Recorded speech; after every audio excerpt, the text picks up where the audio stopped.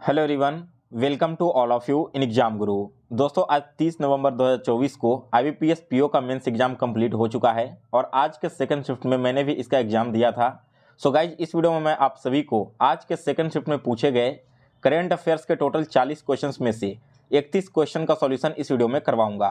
अगर आपने भी इसका एग्जाम दिया होगा तो इस वीडियो को देखने के बाद अपना आंसर की मिला लेना, और जिन कैंडिडेट का आगे आने वाले दिनों में SBI PO देने का प्लान है उनके लिए भी यह वीडियो काफ़ी इंपॉर्टेंट है। वीडियो देखने के बाद आपको आइडिया लगेगा कि जीके का भी ट्रेंड क्या चल रहा है और कहां से क्वेश्चन पूछे जा रहे हैं। साथ ही में दोस्तों, इन सारे क्वेश्चंस का PDF मैं अपने Telegram group IBPS exam PDF पर अपलोड कर दूंगा और इस टेलीग्राम ग्रुप का लिंक आपको इसी वीडियो के डिस्क्रिप्शन बॉक्स में अवेलेबल मिल जाएगा।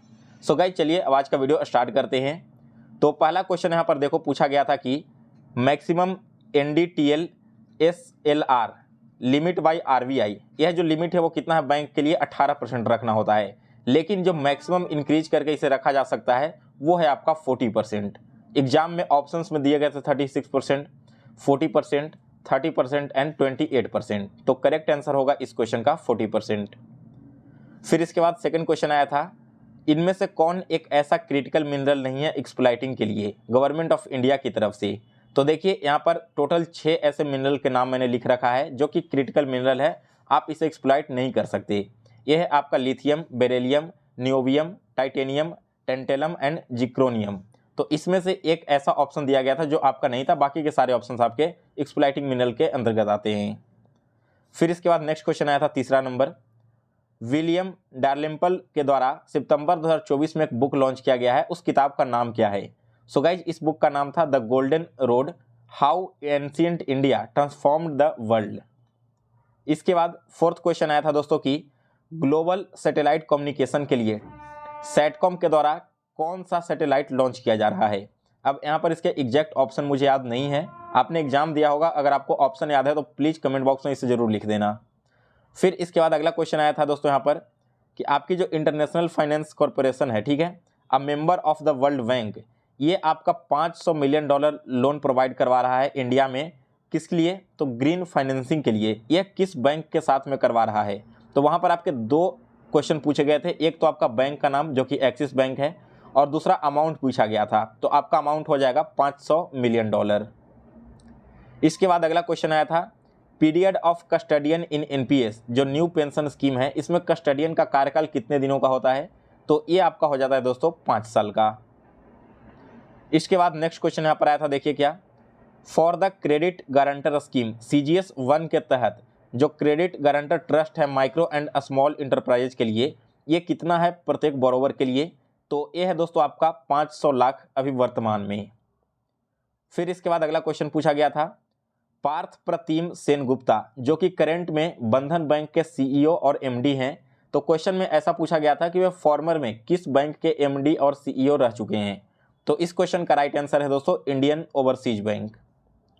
इसके बाद अभी हाल ही में आपने न्यूज सुना होगा टेलीग्राम के बारे में, इसके जो यहाँ पर फाउंडर हैं पवेल ड्यूरोव, ठीक है, काफ़ी चर्चा में रहा था। तो यही क्वेश्चन यहाँ पर पूछा गया था कि कौन सा मैसेजिंग ऐप है? तो करेक्ट आंसर इसका था टेलीग्राम।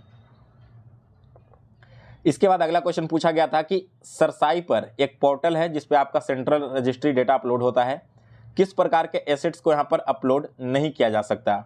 ऑप्शंस में आपके इमूवेबल प्रॉपर्टीज दिए गए थे, मूवेबल एसेट्स दिए गया था, इंटेंजिबल एसेट्स दिया गया था और असाइनमेंट्स ऑफ रिसीवेबल्स दिया गया था। इसके अलावा एक ऑप्शन और वहाँ पर था। तो ये चारों के चारों जो आपके एसेट्स हैं वो आपको सरसाई पर अपलोड करने होते हैं। इसके अलावा जो 5वां ऑप्शन था दोस्तों वो वहाँ पर नहीं होता। इसके बाद नेक्स्ट क्वेश्चन था कि इनमें से कौन सा एक देश प्रोजेक्ट नेक्सस के तहत नहीं आता है? सो गाइस देखिए, नेक्सस प्रोजेक्ट के तहत आने वाले देश हैं फिलीपींस, इंडिया, मलेशिया, सिंगापुर और थाईलैंड। तो यहाँ पर आपके इंडिया नहीं दिए गए थे ऑप्शंस में, ये चारों ऑप्शन था और एक और कंट्री का नाम था, वही कंट्री आपका राइट आंसर हो जाएगा क्योंकि वो प्रोजेक्ट नेक्सस के अंतर्गत नहीं आता है। इसके बाद देखिए, LIC ने अभी अपना जो स्टेक है बैंक ऑफ महाराष्ट्र में इंक्रीज किया है 4.5% से बढ़ाकर। तो आपको बताना था कि वो इंक्रीज होकर कितना हो गया है। सो वर्तमान में वो हो गया 7.1%। फिर इसके बाद IOC की मेंबर अभी दूसरी बार कौन अपॉइंट हुई है? तो यहाँ पर देखिए, जो नीता अंबानी है आपके ऑप्शन में दिया गया था, वे दूसरी बार IOC की मेंबर बनी है। पहली बार 2016 में बनी थी और दूसरी बार 2024 में। इसके बाद नेक्स्ट क्वेश्चन पूछा गया था, for loan to SHG self help group up to 10 lakh. यहाँ पर क्वेश्चन यह पूछा गया था कि जो सेल्फ हेल्प ग्रुप है इसमें 10 लाख तक के लोन देने के लिए किस चीज़ की जरूरत नहीं पड़ेगी। तो ऑप्शन जो आपके दिए गए थे उसमें करेक्ट आंसर था no collateral and no margin will be obtained, यानी कि 10 लाख तक के लोन के लिए किसी भी प्रकार के कोलेट्रल को वहाँ पर नहीं देना पड़ेगा। इसके बाद एक्सक्लूसिव इकोनॉमिक जोन में जो आपके समुद्री दूरी है वो कितना आता है किसी भी देश के अंतर्गत, ये इंटरनेशनली डिसाइड किया गया है। तो राइट आंसर था इसका 200 नॉटिकल माइल्स। इसके बाद एक आपका आया था इंडिया नेपाल नेफ्ट लिमिट। देखिए क्वेश्चन में पूछा गया था कि जो नन कस्टमर हैं यानी कि जिनका बैंक अकाउंट नहीं है उनके लिए कितना रुपया और साल में कितने ट्रांजेक्शन वो लोग कर सकते हैं। तो राइट आंसर है दोस्तों यहाँ पर कर सकते हैं 50,000 का ट्रांजेक्शन, और टोटल 12 महीनों में 12 ट्रांजेक्शन से ज़्यादा नहीं होने चाहिए। ये दोनों ही ऑप्शंस आपको वहाँ पर सेलेक्ट करने थे। इसके बाद अगला क्वेश्चन आया था सेवी AIF कॉर्पस। यहाँ पर थोड़ा सा मिसटाइप हो गया है, और की जगह पर AIF आप लोग कर लेना। सेवी AIF कॉर्पस से रिलेटेड जिसमें पूछा गया था कि जो आपके एंजल फंड हैं इसके अलावा बाकी के जितने भी अल्टरनेटिव इन्वेस्टमेंट हैं उसमें कितने रुपीज़ का कॉर्पस होगा। तो ये आपका हो जाएगा दोस्तों 20 करोड़ रुपीज़ का। फिर इसके बाद अगला क्वेश्चन आया था according to national institutional ranking framework NIRF के तहत 2024 में इंडिया में टॉप लॉ कॉलेज कौन सा है। तो ये है दोस्तों आपका national law college of India university Bangalore. इसके अलावा पुणे का सिम्बायोसिस कॉलेज था, इंडियन लॉ कॉलेज दिल्ली के ऑप्शन में आपके दिए गए थे। फिर इसके बाद दिया गया था कि UPI जो आप लोग यूज करते हो NPCI के द्वारा कौन सा एक ऐसा UPI लॉन्च किया गया है जिसे आप बिना इंटरनेट के भी यूज कर सकते हो। तो ये है दोस्तों आपका UPI 123 करो। फिर इसके बाद नेक्स्ट क्वेश्चन है बैंक ऑफ बड़ौदा ने किस डॉफर में, ठीक है यहाँ पर कंट्री का नाम पूछा गया था, अपने स्टेक को सेल करने जा रहा है। तो ये करने जा रहा है दोस्तों ओमान में। इसके बाद नेक्स्ट क्वेश्चन आया था दोस्तों कि टाटा कंसल्टेंसी सर्विसेज ने 15 साल का एक कॉन्ट्रैक्ट किया है किस देश के साथ में for department of social protection to implement and manage the country's new retirement saving scheme my future fund. तो ये जो आपका कॉन्ट्रैक्ट साइन हुआ है वो हुआ है दोस्तों TCS का आयरलैंड कंट्री के साथ। इसके बाद नेक्स्ट क्वेश्चन आया था ग्लोबली सबसे पॉपुलर मैसेजिंग ऐप कौन सा है मंथली यूजर के बेसिस पे। तो दोस्तों ये आपका है व्हाट्सएप, जिसमें मंथली बेसिस पे सबसे ज़्यादा एक्टिव यूजर रहते हैं। इसके बाद 2024 में अल्टीमेट टेबल टेनिस हुआ था जो कि चेन्नई में करवाया गया था।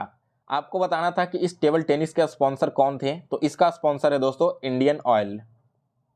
इसके बाद नेक्स्ट क्वेश्चन आया था दोस्तों कि अमूल को हाल ही में रेटिंग मिला है ब्रांड स्ट्रेंथ इंडेक्स के द्वारा, जो कि आपका स्कोर किया है आउट ऑफ 100 में से 91। तो आपको बताना था कि कौन सी रेटिंग मिली है।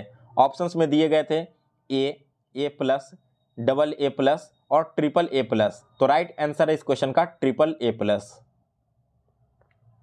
इसके बाद नेक्स्ट क्वेश्चन यहाँ पर देखोगे तो the 4 T hubs have been set up in the institutions. यहाँ पर एक टी हब सेटअप किया गया है, ठीक है। आपको बताना था कि इनमें से कौन सा इंस्टीट्यूट इसमें शामिल नहीं है। तो देखिए ऑप्शंस में दिए गए थे Indian institute of science Bengaluru, Indian institute of technology Madras यानी कि IIT मद्रास, फिर आपका था centre for development of telematics new Delhi, इसके अलावा IIT बॉम्बे और IIT दिल्ली। तो इसमें से दोस्तों आपके 4 ऑप्शन सही थे। एक ऐसा इंस्टीट्यूट का नाम दिया गया था जो कि इसके अंतर्गत नहीं है, वही आपका राइट आंसर हो जाता। फिर अगला क्वेश्चन आया था दोस्तों दावा सूचक किसके द्वारा इंट्रोड्यूस किया गया है। तो यह इंट्रोड्यूस किया गया है deposit insurance and credit guarantee corporation यानी कि DICGC के द्वारा। इसके बाद अगला क्वेश्चन आया था दोस्तों कि जो एल नीनो इफेक्ट है, ठीक है ना, एल नीनो इफेक्ट ये किस समुद्र से उठता है। तो यह उठता है दोस्तों आपकी पैसिफिक ओशियन से। इसके अलावा आपके ऑप्शंस में bay of Bengal, Indian ocean, Atlantic ocean दिए गए थे। फिर नेक्स्ट क्वेश्चन है भारत का UNSC में एक सदस्य के रूप में कितने साल का कार्यकाल है। तो ये दोस्तों आपका जो भारत का कार्यकाल है वो 2 सालों का यहाँ पर है। फिर नेक्स्ट क्वेश्चन है दोस्तों कि एक कस्टमर को मैक्सिमम कितना कंपनसेशन दिया जा सकता है RBI के बैंकिंग ऑम्बुड्समैन के तहत। वो किस लिए, क्योंकि अगर उसने कोई कंप्लेन किया तो इसमें उसके काफ़ी टाइम वेस्ट होंगे, हरासमेंट होगा। तो इन सभी के लिए जो कंपनसेशन दिया जा सकता है मैक्सिमम वो है अप टू 1 लाख रुपीज। फिर इसके बाद अगला क्वेश्चन आया था under prevailing LRS regulations Indian residents can remit money abroad with in a limit of $25 2,50,000 पर फाइनेंशियल ईयर। तो यहाँ पर पूछा गया था कि इनमें से कौन से ऐसे लोग हैं या व्यक्ति हैं जो कि इस ट्रांजेक्शन को कर सकते हैं पर फाइनेंशियल ईयर। ऑप्शंस में आपके दिए गए थे कॉर्पोरेट, इसके अलावा दिया गया था पार्टनर फर्म्स, और एक दिया गया था ऑल रेसिडेंट्स इंडिविजुअल्स। तो राइट आंसर हो जाएगा इस क्वेश्चन का ऑल रेसिडेंट्स इंडिविजुअल, और इसमें माइनर भी इंक्लूड होते हैं। फिर एक अगला क्वेश्चन आया था दोस्तों, जागो ग्राहक जागो, ठीक है, इसका मस्कट क्या है। तो दोस्तों यहाँ पर ऑप्शंस में दिए गए थे जागृत, जागरूक, जानकार। तो करेक्ट आंसर हो जाएगा जागृति। यह जो आपका जागो ग्राहक जागो है एक मस्कट है, इसका जो मस्कट यहाँ पर है वो जागृति है। So guys out of 40 questions मैंने एग्जैक्ट 31 क्वेश्चंस आपको सॉल्व करवा दिए हैं।